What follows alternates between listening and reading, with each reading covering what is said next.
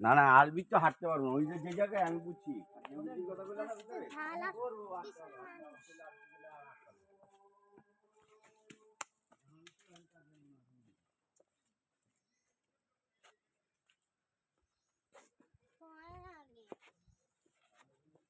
একসাথে থাকি সবাই আসলে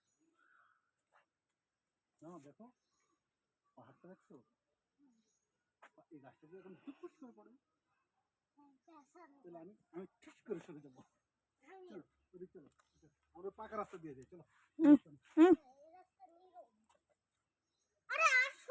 আচ্ছা পিছনটা তৈরি করছি,